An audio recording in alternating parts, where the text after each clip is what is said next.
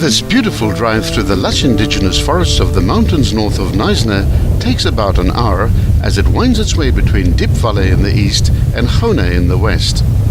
This is one of the best publicly accessible roads in deep indigenous forests where one doesn't require to be in a four-wheel drive vehicle.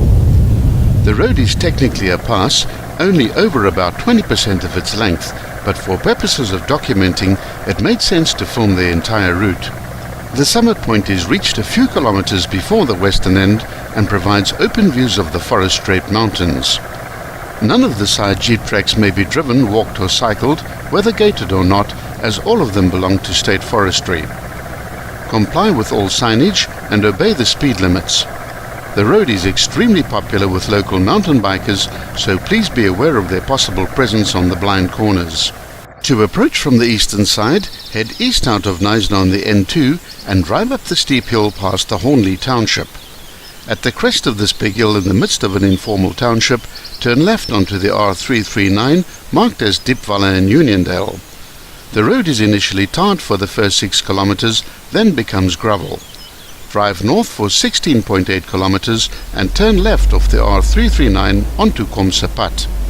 Although it's clearly signposted, it's quite easy to miss this turnoff. The road now becomes narrower and quite rough and immediately begins a steep descent towards the first river crossing. Stop at the gate, which is usually open, and read the conditions of entry. Also note the special warning about logging trucks. The drivers of these big vehicles know these roads like the back of their hands and tend to drive too fast. Due to the dense foliage which mutes the sounds of vehicles approaching, these trucks approach suddenly and without warning. If you drive in Komse Pad over a weekend or public holiday, meeting a logging truck is an unlikely scenario. The secret to driving this road is to do it as slowly as possible, and due to its relatively easy gradients, it's extremely popular amongst the mountain biking set. The golden rule is, slower is better. Hikers therefore see the most. The forests are jam-packed with a variety of animals and birds, and if you don't stop frequently and take in the sounds of the forest, you won't see much.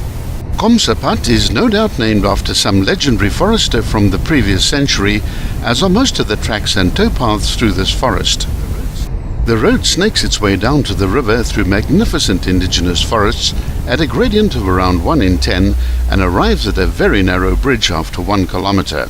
There's unfortunately nowhere to stop here, and the road immediately begins ascending again up the western side of the valley. This ascent is a shared route with one of the 3 elephant hiking trails, so be on the lookout for the possibility of coming across hikers. In the garden route region, plants have always been harvested for a multitude of traditions, ranging from food cultivation to commodity manufacturing to medical and spiritual practices. The wisdom of traditional medicines now meets modern medicine with increasing pace. Popular plants used in modern medicine include the wild olive, African wormwood, geranium, and general tonics like bitter aloe, buchu, and the cancer bush. Traditional recipes are still passed on through the generations. Wild plants eaten as cooked vegetables include agapanthus root, asparagus shoots, wildeblomkool, and waterblommetjies cooked with potato and onions.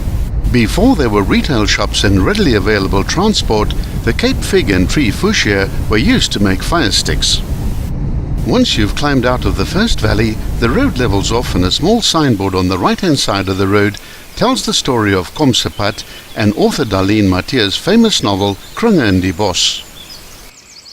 Be sure to watch parts 2 and 3 of the magnificent Komse Pad.